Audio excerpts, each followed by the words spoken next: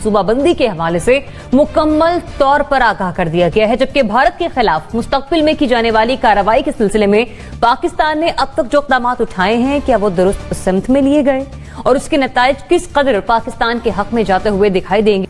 Anika, aggressive policy होनी चाहिए, क्या करना चाहिए हमें और क्या नहीं कर रहे हैं हम? देखिए ज़रिया, एक तो पाकिस्तान की स्ट्रैटेजी हमेशा भारत के हवाले से कभी भी ऑफेंसिव नहीं रही, हमेशा से डिफेंसिव रही है। हम हमेशा जब भी भारत ने कोई इल्जाम लगाया या तो उसको जस्टिफाई करेंगे या हम कहेंगे ठीक है हम लोग इन्वेस्टिगेशन करेंगे और हम उसके बाद फिर आप तक वापस आएंगे। तो हमारी पॉलिसी ओवरऑल भारत के हवाले से बड़ी ही डिफेंसिव रही है और वो डिफेंसिव पॉलिसी का फायदा पूरा भारत उठाता रहा है। अब भारत ने पूरी दुनिया में अपना डिप्लोमेटिक जाल इस कदर ताकतवर कर लिया है कि जो हमारे कई सालों से सोए हुए डिप्लोमैट्स हैं उनको अब जागने की जरूरत है। डोजियर बन गया। I was very proud that day जब फॉरेन मिनिस्टर शाह महमूद कुरैशी और DG ISPR major general Babar Iftikhar ने वो प्रेस ब्रीफिंग की और उसके अंदर सारे के सारे हकायक, सारी चीजें सामने रख दी। अब ये डोजियर पकड़ा दिया गया है, बट ये डोजियर थमा देने तक मामला नहीं चलेगा।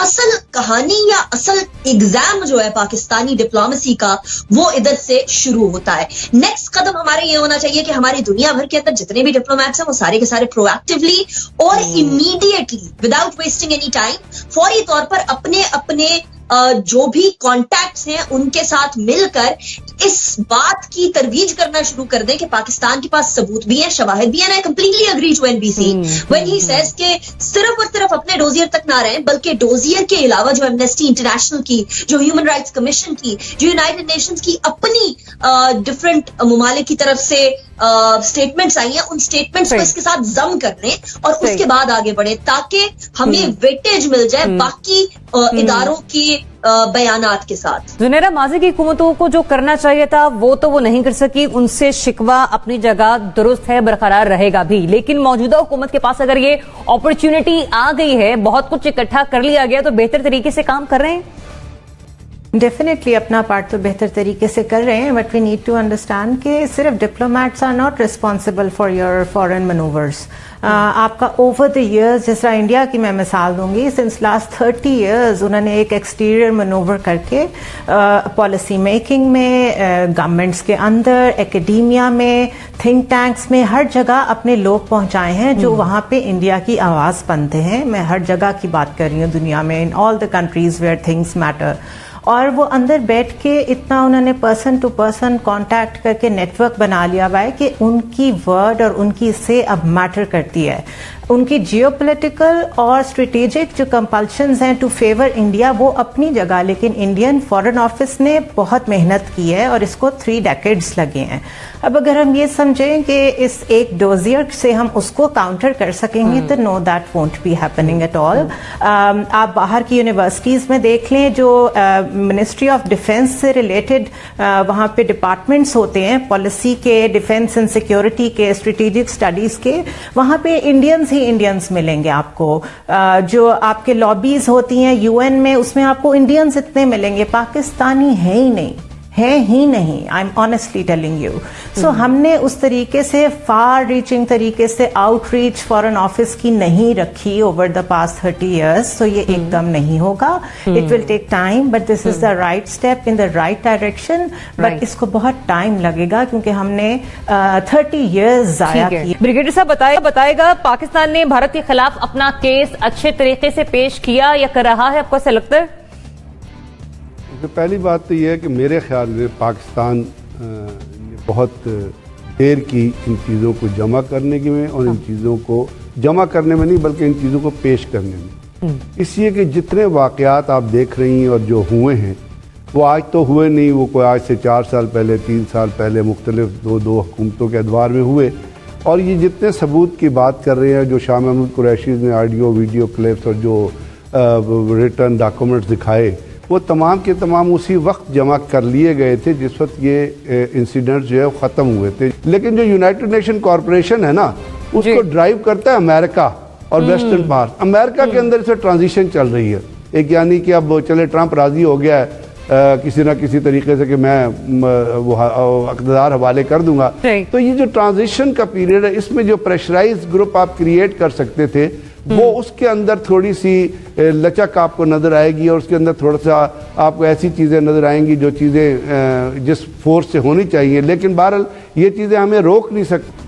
ناصر بھائی چوپڑا سے بریگیڈیئر صاحب نے کہا کہ یونائٹڈ نیشنز کو امریکہ ڈرائیو کر رہا ہے اس کی بہت ساری پالیسیز کو، جو بائیڈن کے آ جانے کے بعد پھر سے کوشچن مارک لگ جاتا ہے، لیکن جس طرح سے ان کی سیکرٹری کی جانب سے ہم نے دیکھا تھا کہ اسرائیل کے حق میں بیان آیا، شاید پاکستان کو بہتر جواب اسی صورت میں مل گیا۔ بہرحال ہماری جب تک کی کاوشیں ہیں پاکستان بہتر طریقے سے کر رہا ہے، پیش کر رہا ہے اس کو۔ میں جنرل صاحب سے ہر بات سے متفق ہوں، سوائے اس کے کہ پاکستان بہتر انداز میں پیش کر رہا ہے۔ میرا خیال ہے پاکستان نے، جنرل صاحب نے بالکل صحیح کہا کہ پاکستان نے دیر کر دی، خاصی دیر کر دی ان معاملات میں۔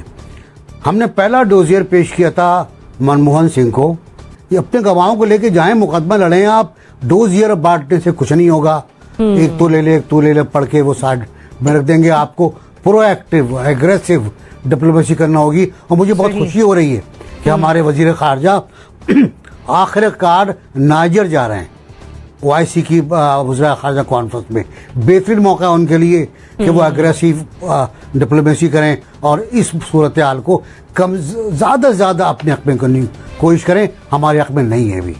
صحیح۔ اطہر 30 سال کا خمیازہ ہم ایک حکومت سے کیسے پورا کریں؟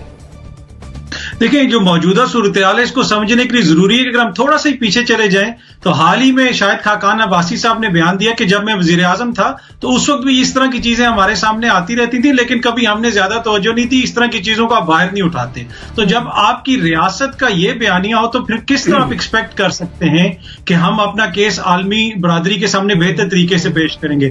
ماضی میں ہم نے دیکھا کلبھوشن پکڑے گئے، یہاں پہ شامل شیخ کا ذکر ہوا، لیکن پاکستان کا رد عمل کیا تھا؟ پرابلم یہ تھی کہ ہمارے اوپر اس وقت ایسے دانشور مسلط تھے جو دلیل کے اتنے قائل تھے اور غلیل کے اتنے خلاف تھے کہ ان کی غلیل کا رخ ریاست پاکستان کی طرف ہی تھا۔